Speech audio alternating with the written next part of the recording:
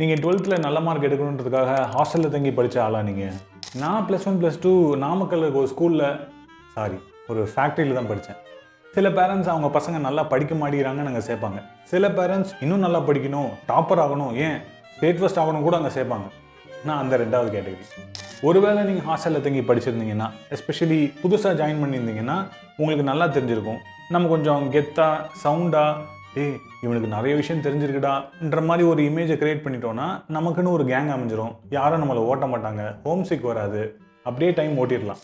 அதுக்காக நான் என்ன பண்ணேன்னா, எனக்கு நிறைய பேய் கதையெல்லாம் தெரியும், இது வரைக்கும் நான் நிறைய பேய் பார்த்துருக்கேன், பட் எந்த பேயை பார்த்தும் நான் பயந்தது இல்லைன்ற மாதிரி வாயிலே பயங்கரமாக வடையெல்லாம் சுட்டு எல்லார் மத்திலையும் ஒரு இமேஜை பில்டப் பண்ணி வச்சுட்டேன்.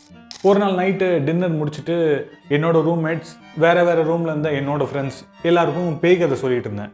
சொல்லிகிட்டு இருக்கும்போதே இடையில திடீர்னு ஜம்ப் ஸ்கேர்ஸ்லாம் பண்ணிகிட்டு இருந்தேன்.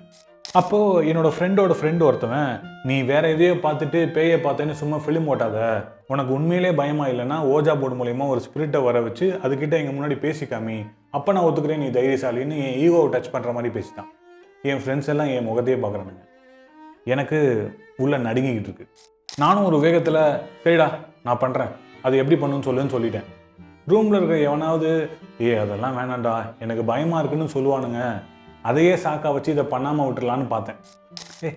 திலீப் தான் தைரியமான ஆளாச்சேடா, அவன் இருக்கும்போது நமக்கு என்னடா பயம்னு அவனுங்களுக்குள்ளேயே ஒரு முடிவுக்கு வந்துட்டு ரொம்ப ஆர்வமாக ஓஜா போர்டு ரெடி பண்ண ஆரம்பிச்சிட்டானுங்க.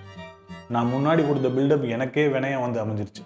ப்ளே ரூம்லேருந்து கேரம் போர்டு எடுத்துகிட்டு வந்து அதில் சாக் பீஸை வச்சு ABCD Z வரைக்கும் 1 2 3 10 வரைக்கும் எஸ் நோன்னு எழுதி நடுவில் ஒரு கேண்டில் ஏற்றி அந்த கேண்டில் ஒரு கிளாஸை வச்சு க்ளோஸ் பண்ணி அதுக்கப்புறம் என்ன நடந்ததுன்றதை நான் அடுத்த எபிசோடில் சொல்கிறேன். நீங்கள் ஹாஸ்டலில் இந்த மாதிரி ஏதாவது பண்ணியிருந்தீங்கன்னா அதை கமெண்ட்டில் சொல்லுங்கள்.